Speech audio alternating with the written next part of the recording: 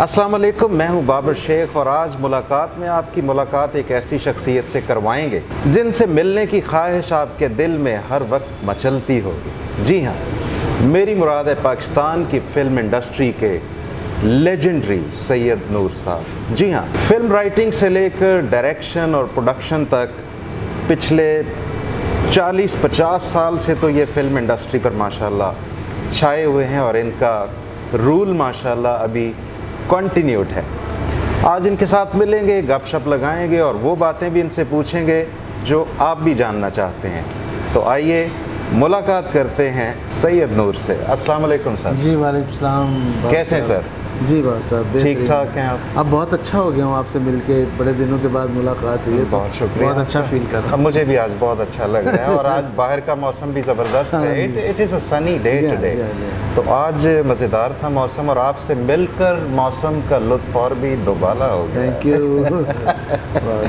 अच्छा, आज की मुलाकात का मकसद कोई आपसे ऐसे सवाल पूछना नहीं है जो बहुत शकील हों या बहुत ही कोई टिपिकल टेक्निकल क्वेश्चंस हों।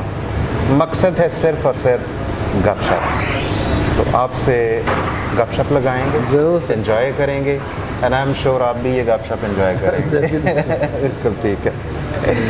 अच्छा शाह जी, ये बताइए कि जब भी किसी से पूछा जाएगा अच्छा जी ये काम आपने क्यों किया, ये प्रोफेशन क्यों चूज़ किया, तो ज़्यादातर लोग यही कहते हैं कि मुझे बचपन से शौक़ था। तो ये बचपन से शौक़ इधर था या कुछ और था? नहीं, देखिए शौक़ के बगैर आप अपनी मंजिल नहीं पा सकते। बिल्कुल ठीक है। एक शौक़ और एक पैशन, ये दोनों एक कॉम्बिनेशन है। बिल्कुल सही। मैं 7वीं क्लास में था जब मैंने पहला आर्टिकल लिखा था माशाल्लाह, और वो बच्चों के अखबार में छपा और मुझे इंकरेजमेंट मिली। फिर कॉलेज टाइम में मैं बाकायदा अखबार के साथ मुंसलिक हो गया। ओके। लेकिन अंदर एक जहाँ वो एक प्रोफेशन था लिखने का, साथ में एक शौक़ था फिल्में देखने का। अच्छा। तो वो फिल्में देखते देखते आपको पता नहीं होता, एक स्किल जो है डेवलप हो जाती है। बिल्कुल ठीक है। तो जब वो कोहिस्तान अखबार बंद हुआ तो मैंने सोचा मुझे अब क्या करना चाहिए, किसी और अखबार में जाके जॉब करनी चाहिए या कि फिल्म लाइन ज्वाइन करनी चाहिए। तो दिल और दिमाग ने बैक वक्त फ़ैसला दिया कि फिल्म लाइन में जाए। अच्छा। ये बात है 1970 की। अच्छा। आपने बिल्कुल सही कहा, मुझे 50 साल हो गए माशाल्लाह। 70 में मैंने ज्वाइन किया। माशाल्लाह, आपने 50 कर ली फिर। 50 कंप्लीट है, मतलब इस साल अपने करियर की 50 आपने कर ली। मैंने फिल्म लाइन ज्वाइन कर। वंडरफुल। कैसा लगा? आई मीन ये मुझे अपना ज़रा एक्सपीरियंस शेयर करें कि इस इंडस्ट्री में काम करके आपको फील कैसा हुआ? देखिए, इस इंडस्ट्री में काम करके मुझे जो फील हुआ है मैं बयान नहीं कर सकता हूँ, इसलिए कि मैं तो एक मामूली सा शख्स था, अभी भी मामूली शख्स हूँ, लेकिन पहचान को नहीं थी। पहचान बदी इंडस्ट्री ने जीने के लिए मुआशी तौर पर स्ट्रॉन्ग किया। मैं जब इंडस्ट्री में आया तो मैं पैदल घर जाता था, पैदल आता था। अच्छा। यानी समझें कि एवेन्यू स्टूडियो से मिकलोर रोड तक रात को 2 बजे 3 बजे पैदल चल के आना, एक यंग लड़का 20-21 साल का। तो वो पैशन था अंदर। बिल्कुल सही। तो उस पैशन ने मुझे आगे बढ़ने पे रास्ते दिखाए, उन रास्तों पे चल के मैंने मंजिल बनाई, अपनी मंजिल मिली। तो इस इंडस्ट्री में, इस इंडस्ट्री का बहुत वसी दिल है, उसमें बड़े लोग समाये हैं। उस इंडस्ट्री के दिल ने उनको बड़ा बड़ा मुकाम दिया है, बड़े बड़े शोहरत से नवाजा है। और जो एक परसेप्शन बना दिया गया है इंडस्ट्री के लिए, जी वहाँ अच्छे लोग नहीं हैं, टोटली रॉन्ग है। मैं समझता हूँ कि इस इंडस्ट्री में बहादुर लोग हैं ज़बरदस्त, जो आके यहाँ काम करते हैं, जो जुर्रत करते हैं और अपने अंदर के फनकार को एक्सप्लोर करते हैं। बिल्कुल सही।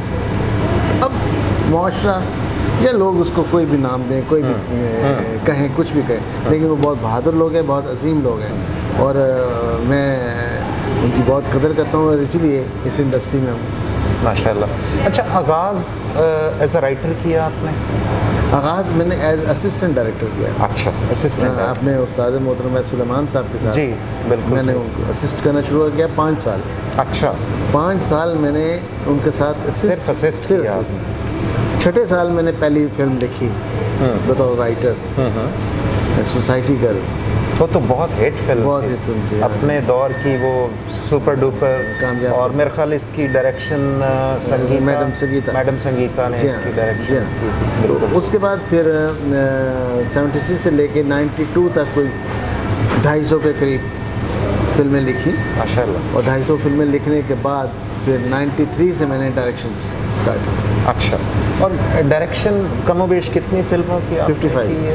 हाँ। 55 फिल्म्स की डायरेक्शन भी की आपने। एक्टिंग का भी शौक था आपको? नहीं, कभी भी नहीं था, बल्कि अच्छा। मुझे बड़ी ऑफर्स होती थी अच्छा। एक्टिंग के लिए। तो मैं यही कहता था कि नहीं, मैं कैमरे के पीछे खड़ा होना मेरा पैशन है, अच्छा, और मैं एक्टिंग की तरफ नहीं गया बिल्कुल भी। बिल्कुल ठीक है। हाँ, लोग तो वैसे कहते होंगे आपको कि बहुत आप आए तो यार दोस्त कहते थे, सीनियर डायरेक्टर्स ने इवन कहा मुझे, लेकिन मैंने नहीं। वैसे मैंने जब भी देखा है ना, मुझे लगा कि आपका एक्टिंग का टैलेंट भी बिल्कुल वैसे ही होगा या उससे भी बेहतर, जैसे डायरेक्शन में और राइटिंग में आपने किया है। तो स्माइल आपकी बहुत दिल फरेब है। मुझे एक मरतबा मेरी कज़न ने कहा कि तुम्हारी स्माइल जो है वो सैयद नूर से बहुत मिलती है।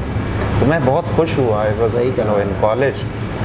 तो उस दिन ख्वाहिश पैदा हुई, मैंने कहा यार सैयद नूर तो इतने बड़े डायरेक्टर हैं माशाल्लाह, राइटर हैं, तो उनसे किस दिन मुलाकात होगी तो मैं ये वाक़या ज़रूर शेयर करूँगा। तो टुडे इज़ द मोमेंट मैंने वो शेयर किया लिटरली, और मैं बहुत खुश हुआ। मैंने कहा यार इतने बड़े आदमी के साथ इसने मुझे मिलाया है, तो इट वाज रियली ग्रेट। और वो फीलिंग आज भी है मेरे अंदर कि उसने कहा, और पता नहीं मिलती है या नहीं, ये मैं सही कह रहा हूँ। रियली? हाँ। अच्छा, ये हमारी ब्रॉड है ना ये। हाँ हाँ, मेरा ख्याल है कि ये है। अच्छा अच्छा, एक सवाल बड़ा मैं आपसे पूछना चाहूँगा कि वो एक मुहावरा है कि जी हर मर्द की ज़िंदगी में, उसकी कामयाबी में एक औरत का हाथ होता है, तो आपकी ज़िंदगी में तो दो हैं माशाल्लाह। नहीं, डेफिनेटली देखें, तो क्या दोनों का हाथ था या? मेरा ख्याल है कि दोनों का सब्र था। मुझ जैसे आदमी के लिए सब्र करना कि ये काम पे जाए, हम इसे डिस्टर्ब ना करें, बिल्कुल हम सही इसे है। पूछे नहीं, ये रात दिन काम करे, अपने पैशन के हवाले से हार्ड वर्क करे। जो बीवियां अपने हस्बैंड से पूछती हैं कि जी कहाँ थे आप, क्यों थे, किस लिए थे, लेट क्यों हुए? लेट क्यों हुए, तो वो गलत करती हैं, इसलिए कि वो आपके लिए काम कर रहे हैं। एब्सोल्युटली। ता वक्त है कि आपको ये यकीन ना हो कि ये गलत काम कर रहा है। बिल्कुल बिल्कुल, ये बात तो सही। मेरे पीछे रुखसाना का ये अमल कि उसने कभी मुझे डिस्टर्ब नहीं किया, बच्चे पाल रही है, मैं काम पे हूँ, उसने कभी नहीं कहा कुछ। उन्होंने तो हाथ बटाया। हाँ। मेरा ख्याल है, देखें ना आप, रुखसाना भाभी अल्लाह ताला उनकी मग़फ़िरत फरमाए, उन्होंने लिखा भी, तो वो एक कंट्रीब्यूशन था उनका। सॉन्ग्स भी दिए उन्होंने। ये इस तरफ मैं उसको लेके आया, वो आ नहीं रही थी वो। अच्छा, तो you एक motivated। अखबार नवीस खातून, अच्छी जर्नलिस्ट, बहुत अच्छी नाम वाली शायरा थी वो, लेकिन गाने नहीं लिखे थे। ये मैंने उनको मोटिवेट अच्छा, किया, मैंने उनको मजबूर किया, उन्होंने गाने लिखे। और खुशकिस्मती की बात है, वो जितने भी गाने लिखे सबके सब हिट थे माशाल्लाह। अकील रूबी साहब हाँ। उनको शेयर देते थे।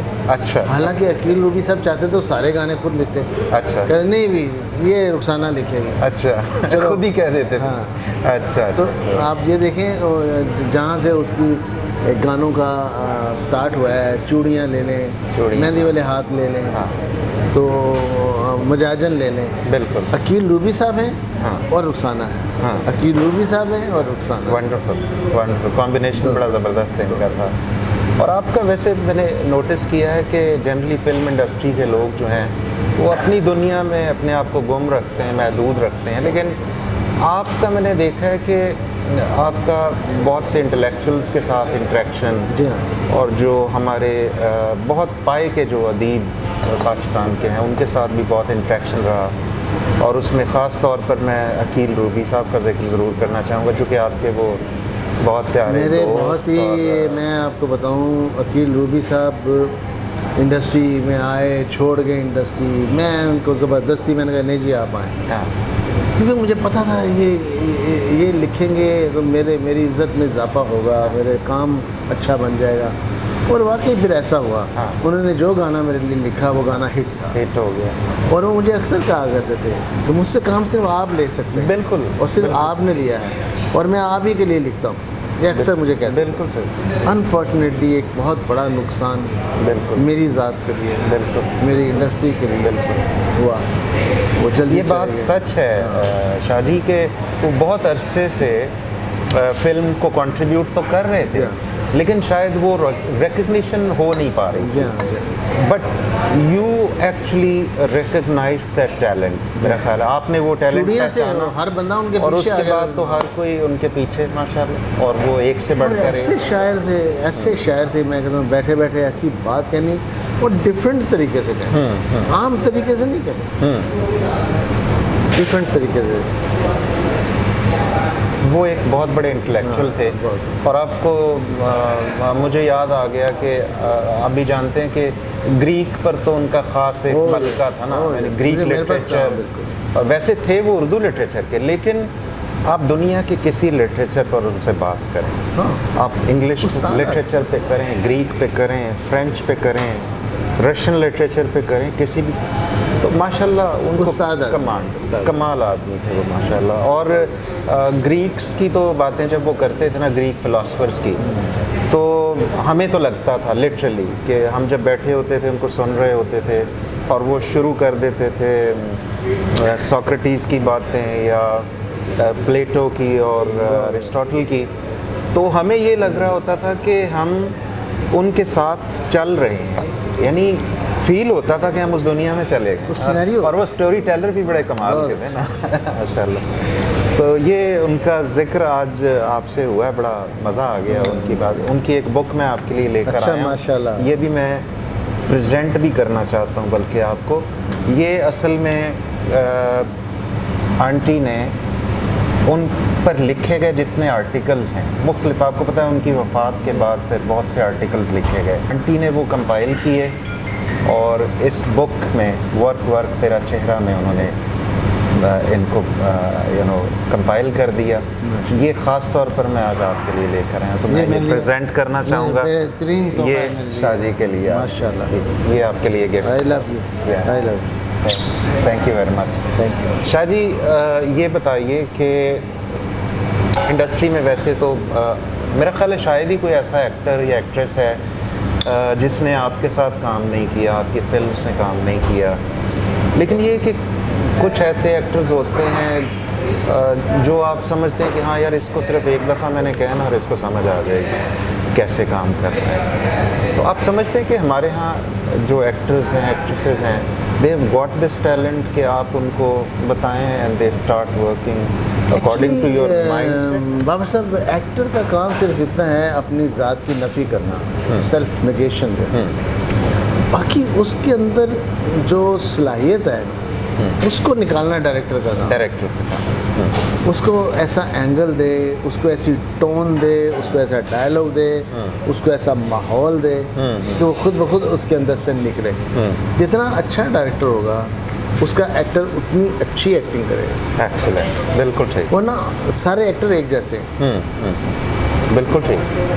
तो असल काम डायरेक्टर का है, जो हमें नज़र आ रहा होता है, ये जो एक्सप्रेशन और ये जो ये आप जितने भी बड़े एक्टर्स देख लें, उन्होंने चंद डायरेक्टर्स के साथ काम किया जिनके मुतालिक वो ये समझते थे कि ये मेरे अंदर से निकलवा लेगा, मैं बेहतर काम कर पाऊंगा इसके साथ। तो उन्होंने दिलीप कुमार साहब ने 5-6 डायरेक्टर्स के साथ काम किया, और जहाँ उन्होंने डायरेक्टर्स नए लिए उनको प्रोफेशन छोड़ना पड़ गया। आखिरी फिल्में देखें ना, किला देखें, इस टाइप की फिल्में जो अननोन चली गई फिल्में, जिसका उनको बहुत अफसोस रहा है कि मैंने ये क्यों किया। बिल्कुल सही, बिल्कुल सही। तो बहुत ज़रूरी है अच्छा डायरेक्टर किसी एक्टर को मिलना।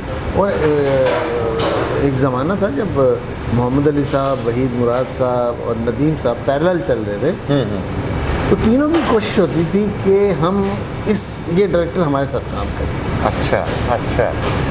और उसके लिए वो अपनी फ़ी जो है वो या लेते नहीं थे या आधी कर देते थे, या जो मर्ज़ी देते थे, मुझे अच्छा। तुम्हारी फिल्म करनी। अच्छा, वंडरफुल। तो हंगर होता है एक अच्छी परफॉर्मेंस देने का, एक हंगर होता है। बिल्कुल ठीक है। तो ऐसा अच्छा, ये बताइए कि जब आप किसी भी शोबे में होते हैं आप जैसे फिल्म इंडस्ट्री माशाल्लाह, तो आप क्या समझते हैं कि हु वाज योर मेंटोर?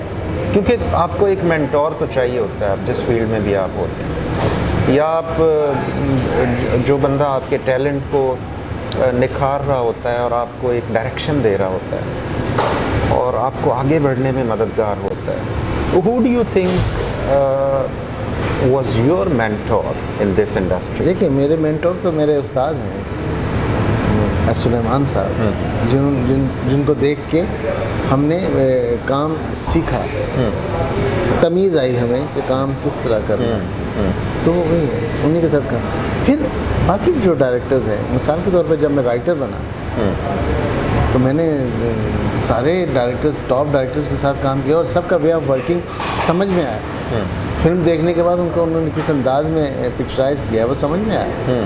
तो लेकिन मेन मेंटोर जो मेरे हैं वह सुलेमान साहब है, लेकिन बाकी जो सीनियर डायरेक्टर्स हैं सबसे सीखा है, और सीखने का अमल सारी ज़िंदगी जारी रहता है। अभी भी सीख रहे हैं। बिल्कुल ठीक। अभी भी सीख रहे हैं। तो जो सबसे बड़ा जो सिविल अवार्ड है माशाल्लाह, सितारा इम्तियाज़, वो भी आपको मिला, और कैसी फीलिंग थी जब ये अवार्ड आपको मिला? क्योंकि सब लोग ख्वाहिश रखते हैं दिल में कि यार मुझे ये अवार्ड मिलना चाहिए, आपकी क्या फीलिंग? सर वो अवार्ड जो है मुझे बहुत खुशी थी, लेकिन बड़ी तकलीफ़ में मैंने वो अवार्ड लिया। अच्छा। और फिर उसी तकलीफ़ में वो अवार्ड मैंने अपने उस्ताद के नाम कर दिया। अच्छा। इसलिए कि मेरे मोहतरम उस्ताद को वो अवार्ड नहीं मिला। अच्छा। जबकि उनकी कंट्रीब्यूशन मुझसे लाखों करोड़ों दर्जे बेहतर और आगे थी। तो आपने डेडिकेट कर दिया उनको? मैंने उसी वक्त मैंने कहा था, बहुत बड़ी बात, मेरे उस्ताद का अवार्ड बहुत बड़ी बात है। उस्तादों को याद रखना भी हर एक के बस का रोग नहीं होता, बहुत कम लोग हैं, कम ज़र्फ होते हैं वो लोग जो याद नहीं। लोग तो समझते हैं कि शायद लोग सीखते हैं, आगे बढ़ते हैं और उस्तादों को भुला देते हैं, लेकिन ये बहुत बड़ी क्वालिटी है कि आपने एस सुलेमान साहब को याद रखा। और इसमें कोई शक नहीं है कि पाकिस्तान की फिल्म इंडस्ट्री का बहुत बड़ा नाम, इसमें कोई शक नहीं। तीनों भाई जी, तीनों भाई, दोनों भाभियाँ एक तरफ और पाकिस्तान फिल्म इंडस्ट्री पूरी की पूरी एक तरफ, ठीक है ना। संतोष भाई, हाँ जी, दर्पण साहब, नैयर भाभी, सविया भाभी, हाँ, सुल्लू भाई, मेरे उस्ताद, बिल्कुल बिल्कुल, इनका कंट्रीब्यूशन देखो, इतना बड़ा कंट्रीब्यूशन है कि अमेजिंग। मैं बता रहा हूँ ना, पूरी फिल्म इंडस्ट्री एक तरफ कर दें और इनका पांचों का एक तरफ कर दें। बहुत बड़ी बात है, बहुत बड़ी बात है। अच्छा, ये जो हमारे लेजेंड्स मोहम्मद अली साहब, मैं पर्सनली उनको चंद एक बार मिला, what a personality, such a graceful, बहुत बड़े लोग थे और ऐसे माशाल्लाह वो वैल्यूज़ वाले लोग नहीं, माशाल्लाह, इंसानियत कूट कूट के भरी हुई थी। मैं चाहूँगा कि उनका जिक्र ज़रूर हो आज इस गुफ्तगू में, बिल्कुल होना चाहिए। तो कुछ यादें शेयर कीजिए मोहम्मद अली साहब की सबसे पहले। तो देखिए, बहुत डेडिकेशन के साथ काम करते थे। मुझे याद है कि जो जब बहुत बिज़ी हो गए वो, मैं असिस्टेंट था उस वक्त। अच्छा। तो 10 बजे आम रूटीन में शिफ्ट जो है वो स्टार्ट होती है शूटिंग की, 10 बजे का नोटिस लगता है। तो उन्होंने बजाय इसके कि मैंने जिसको काम के लिए डेट्स दी हुई हैं उसको मैं डिस्टर्ब करूं, उन्होंने उससे 10 बजे से पहले 3 घंटे निकाल लिए। अच्छा। 7 बजे की एक शिफ्ट निकाल ली। अच्छा। कि मैं उसको टेडी शिफ्ट कहते थे। अच्छा। कि सुबह 7 बजे अब Okay. जनाब फिल्म वाले, अब अंदाज़ा लगाया, सारा यूनिट 7 बजे आता था। हाँ हाँ। तो लेकिन अली साहब सबसे पहले आते थे माशाल्लाह। मुझे याद है, हम लोग सफ़र करके जाते थे बस पे। हम 6 बजे निकले, 6:30 पौने 7 पहुँचे, 7 बजे पहुँचे। तो आगे अली साहब एवेन्यू स्टूडियो के फुहारे पे टहल रहे होते थे। अच्छा। सुअर अभी आ रहे हो तुम लोग? हाँ, वो फुहारा देखा हुआ है मैंने। अभी आ रहे हो। इतने पंक्चुअल और इतने अपने काम में ईमानदार। ये नहीं है, ये लोगों में नहीं है। यही हाल वहीद मुराद साहब का, यही हाल नदीम साहब का। ये तीनों मिलके बैठ के खाना खाते थे, तीनों एक ही स्टूडियो में काम करते थे, लेकिन हर किसी में जाता है कि मैं बेहतर काम करूँ। बिल्कुल सही, बिल्कुल ये सही। ऐसा हेल्दी कंपटीशन, हेल्दी कंपटीशन, कोई किसी से जेलस नहीं, जेलसी नहीं। लेकिन ये था कि मैं अच्छा काम करूं। मुकाबला था। अली साहब मुझे कहें वाह भाई नदीम ने भी बड़ा अच्छा काम किया। बिल्कुल सही। हैं जी, मोहम्मद अली साहब अच्छा काम करें, वहीद मुराद साहब उनको कहें अली साहब आपने तो कमाल कर दी, अली साहब वहीद मुराद साहब को कहें। हाँ। और ऐसा होता रहा है, बिल्कुल सही, बिल्कुल सही। सब एक दूसरे को अप्रिशिएट करते थे, वंडरफुल, जेलसी नहीं थी। वंडरफुल। अच्छा शादी, वो एक दौर था और ये भी एक दौर है। ये भी एक दौर है। इस दौर में how do you see it? I mean आप अगर कंपेयर करें, ये जैसे भी अली साहब, वहीद मुराद साहब और नदीम बेग साहब का आपने जिक्र किया और उनकी वैल्यूज़ और उनके कैरेक्टर के हवाले से आपने कमेंट किया है, आजकल की सूरत हाल क्या है? क्या लोग आज भी इसी तरह, कंपटीशन तो डेफिनेटली है, तो क्या एक दूसरे के साथ थोड़ा नहीं वो तो होता होगा, है भी, जेलसी होती होगी और रहे भी, लेकिन पैशन नहीं है काम का। नखरे बहुत ज़्यादा है काम में, कमर्शलिज्म आ गया है बहुत ज़्यादा। कमर्शलिज्म आ गया और सतही बातें आ गई हैं कि मुझे ये चाहिए, मुझे वो चाहिए, मैं ऐसे बैठूंगा, मैं ऐसे उठूंगा, काम के बारे में गुफ्तगू ही कोई नहीं। और इसलिए आप ये देखें कि वो मयार परफॉर्मेंस का, वो शोहरत, वो लोगों का क्रेज़ अब किसी एक्टर में नज़र नहीं आता। नहीं आता, बिल्कुल सही। लास्ट जो एक्टर्स मैं ये समझता हूँ कि शान, मोहम्मद राना, बाबर अली, रैम्बो, मतलब ये लोग रहे हैं। जी जी। लेकिन अब आके एक ले दे के अरसे के बाद एक हुमायूं सईद का नाम आता है, या फवाद खान है, या एक आध कोई और है, हमजा है, हमजा लिबासी, वो तो वैसे ही छोड़ गए। तो हाँ छोड़ गए। तो लेकिन इन सब में वो पैशन नहीं है, वो इनमें प्रेजेंस नहीं है कि कहीं बैठे हो तो लोग कहें यार कोई एक्टर बैठा है, लोग चुप चुप उनके बिल्कुल सही। तो लिहाजा अल्लाह रहम करे हमारे हाल पे, हमारी इंडस्ट्री पे। हाँ हाँ हाँ हाँ। तो एक तो ये कि आपने इस इंडस्ट्री का बिल्कुल वो वक्त भी देखा जब बिल्कुल शुरुआत थी, एक तरह से अरूज की तरफ गई इंडस्ट्री, ज़वाल भी आया, फिर रिवाइवल भी हुआ। जी हाँ। सिनेमा का रिवाइवल बहुत ज़बरदस्त हुआ, आप जानते हैं, और उसमें आपका बहुत बड़ा कंट्रीब्यूशन है। लोगों को वापस, आप सिनेमा गोअर्स को आपने फिर अट्रैक्ट किया, वो वापस आए और बहुत अच्छा एक माहौल क्रिएट किया। अभी थोड़ा फिर स्पेशल सर्कमस्टेंसेस की वजह से एक रिसेशन है। व्हाट डू यू थिंक, ये अब क्या, will the film industry be the same as it was a few years ago? आप एक्सपेक्ट क्या करते हैं? नहीं देखिए, पहले जैसा मुकाम नहीं मिल सकता इंडस्ट्री को। उसका रीज़न ये है कि जिस इंडस्ट्री का मुकाम की आप बात कर रहे हैं, उस वक्त सिर्फ फिल्म थी, एंटरटेनमेंट। पीटीवी शाम 5 बजे 4 बजे शुरू होके खबरनामे के बाद बंद हो जाता था। ओके। आपकी फिंगर टिप्स के नीचे 200 चैनल नहीं थे 200 रुपये में केबल। आपके पास घर के अंदर सिनेमा हाउसेज नहीं थे, मल्टीमीडिया और ये वो नहीं थे। आपके पास हेयर सैलून नहीं थे जहाँ आपका हेयर कट स्टाइलिश बनता है। आपके पास बुटीक्स नहीं थी जहाँ फैशन डिज़ाइन होता है। आपके पास इंटीरियर डेकोरेटर्स नहीं थे जो आपके घर को, ये सब कुछ फिल्म से लिया जाता था। बिल्कुल। कोई ये देखने जा रहा है कि मैडम शमीम आरा ने कैसे कपड़े पहने हैं, कोई ये देखने जा रहा है ज़ेबा बेगम ने कैसे दुपट्टा लिया है, बिल्कुल सही। कोई ये देखने जा रहा है कि दीबा बेगम कैसे हंसती, बिल्कुल सही। कोई ये देखने जा रहा है कि वो घर के अंदर पर्दे कैसे लगाए हैं, बिल्कुल सही। कोई ये देखने जा रहा है कि वहीद मुराद साहब ने कैसा स्टाइल बनाया, बिल्कुल सही। कोई ये देखने जा रहा है कि नदीम साहब ने कोट कैसा पहना। अब ये सब कुछ निकल गया है फिल्म से, फिल्म खाली हो गई है। अब इस फिल्म को चलाने के लिए, बामे अरूज तक पहुंचाने के लिए आपको वो एक्सपेरिमेंट करने पड़ेंगे जो हॉलीवुड ने किए हैं। बिल्कुल सही। आप ये देखें, उन्होंने रोबोट्स पे फिल्में बनाना शुरू कर दी। जी।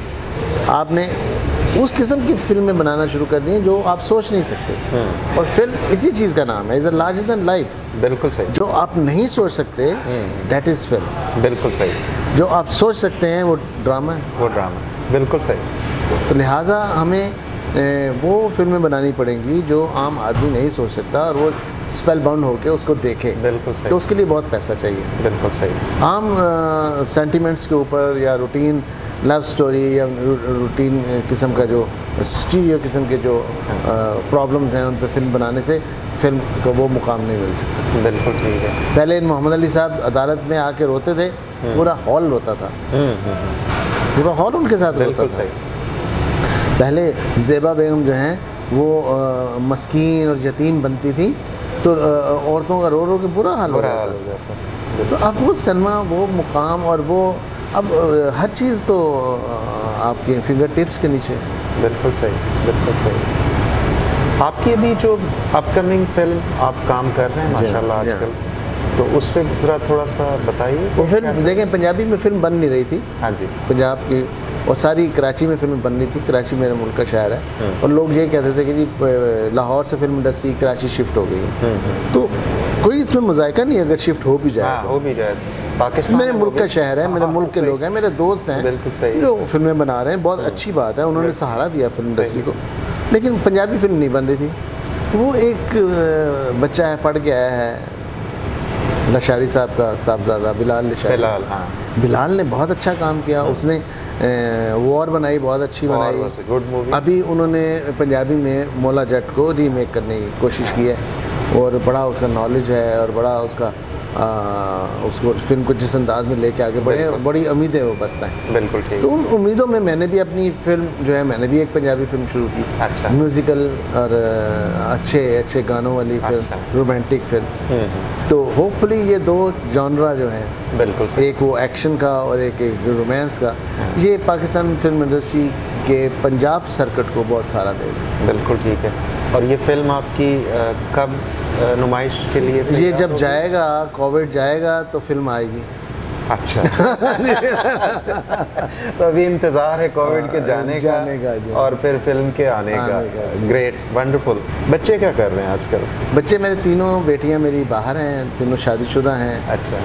बड़ी बेटी मेरी माशाल्लाह अमेरिका में साइंटिस्ट है। अच्छा, माशाल्लाह। दूसरी मेरी एजुकेशन के साथ मुंसलिक है। तीसरी बेटी मेरी जो लंदन में है वो अभी हाउसवाइफ है। उसका अच्छा। बेटे ने भी ये लेवल किया है ओके। और आगे वो पढ़ना चाह रहा है, लेकिन हालात ऐसे हैं तो वो मुझे असिस्ट कर रहा है। अच्छा। तो वो मेरे साथ चल रहा आप ही के साथ। जी हाँ। बिल्कुल ठीक है।